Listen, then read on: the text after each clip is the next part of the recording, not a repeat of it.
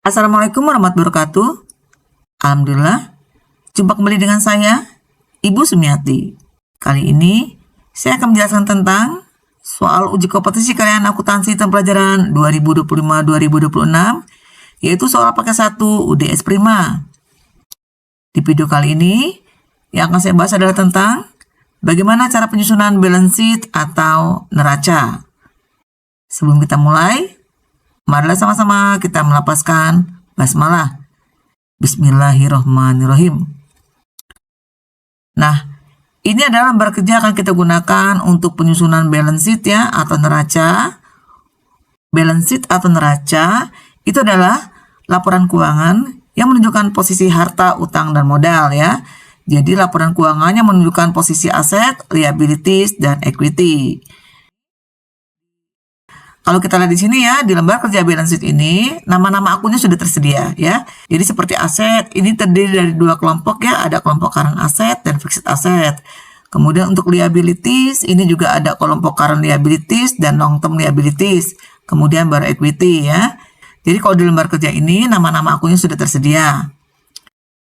Tapi, kalau misalnya ketika kalian ujian nama-nama akunnya belum ada, nama-nama akunnya ini bisa kalian catat ya. Pokoknya kalian ingat saja, yang namanya balance sheet itu datanya adalah data tentang aset, tentang liabilities, dan tentang equity.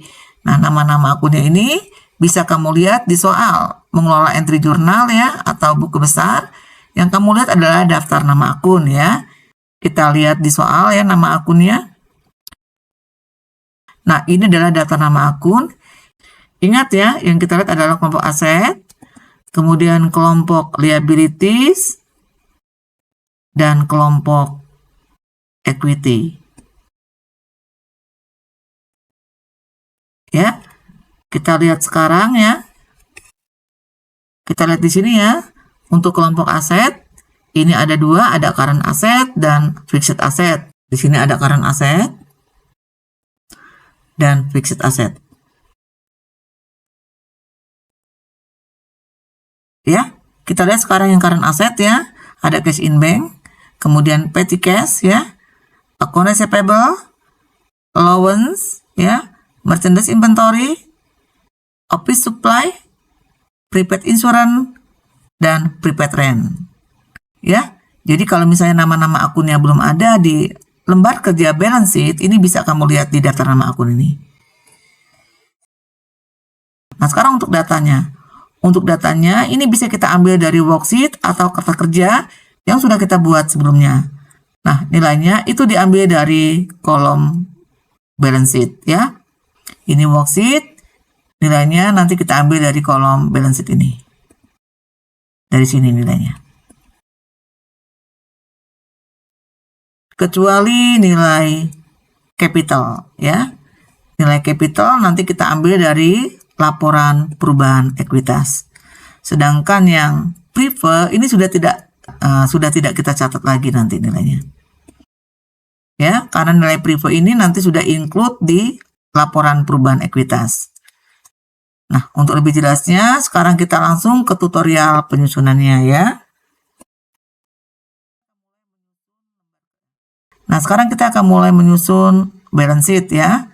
Ingat, datanya ini kita ambil dari worksheet kolom balance sheet ya.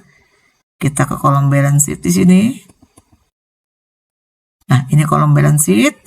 Kita lihat di sini ya. Sekarang yang pertama di sini ada kelompok aset. Kelompok aset itu ada dua, ada current asset dan fixed asset. Untuk akun yang pertama di current asset itu ada cash in bank. Kita lihat di worksheet nilai cash in bank ya.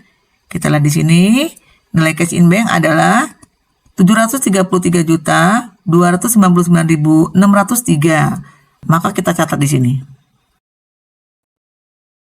733.299.603.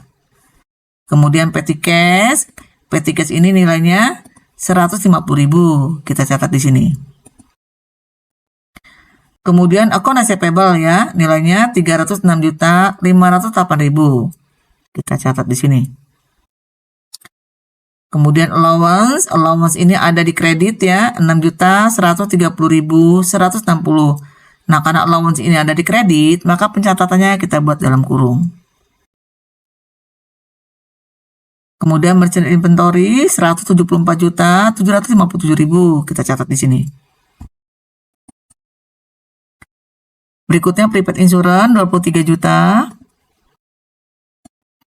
Kemudian prepaid rent 34 juta. Dan terakhir ada prepaid rent 34 juta. Kita catat di sini. Kalau sudah, maka kelompok current asset ini kita jumlahkan ya. Kita sebut sebagai total current asset.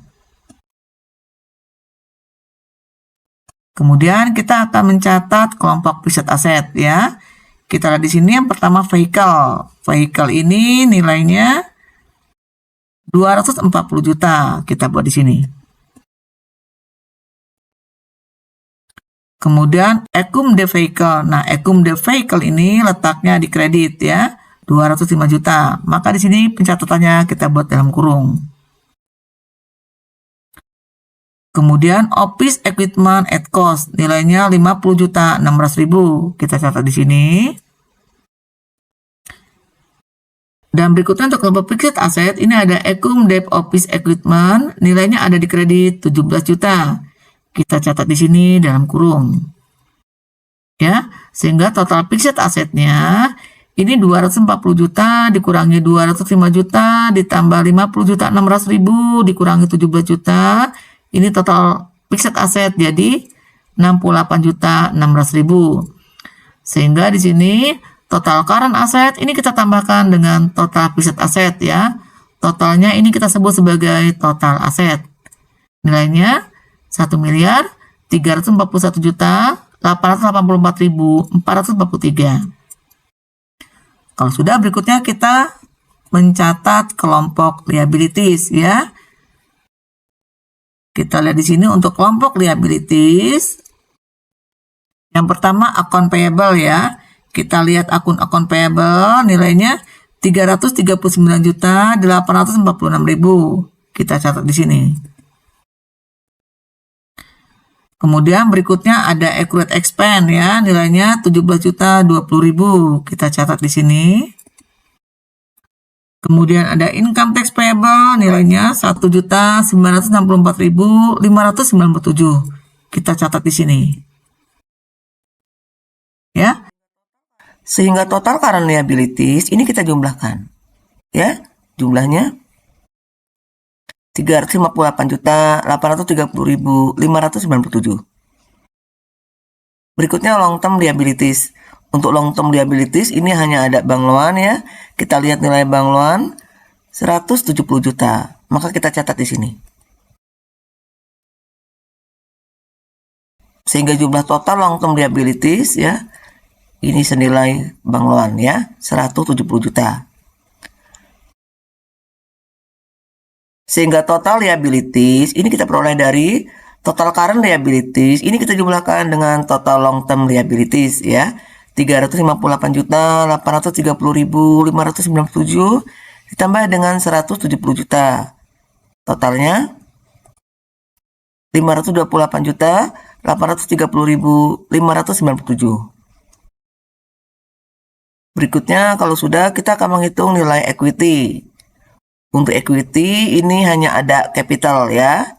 Ingat untuk capital ini jangan diambil dari balance sheet ya. Kita jangan mengambil nilai ini. Untuk capital yang kita ambil adalah dari laporan perubahan ekuitas ya, yang sudah kita buat sebelumnya. Jadi kita ke laporan perubahan ekuitas. Nah, ini adalah laporan perubahan ekuitas yang kita ambil nilai yang ini. Nilai capital finalnya 813.053.846. Inilah nilai capital ya. Kita catat di balance sheet, kita letakkan di sini. Sehingga total equity-nya senilai ini. 813.053.846. Kemudian total liabilities ini kita jumlahkan dengan total equity ya.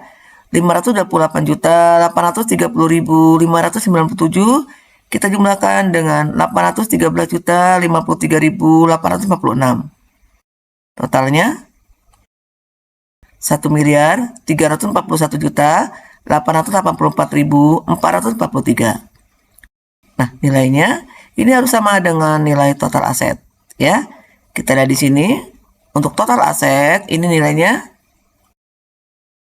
sama ya dengan nilai total liabilities and equity. 1.341.884.443, ya. Nilainya sudah sama. Nah, kalau sudah sama, berarti pekerjaan kita sudah benar. Bisa dipahami ya? Demikianlah video pembelajaran dari saya. Semoga video pembelajaran kali ini bermanfaat. Sampai bertemu di video pembelajaran berikutnya. Jangan lupa subscribe, like, comment, and share. Saya akhiri. Wassalamualaikum warahmatullahi wabarakatuh.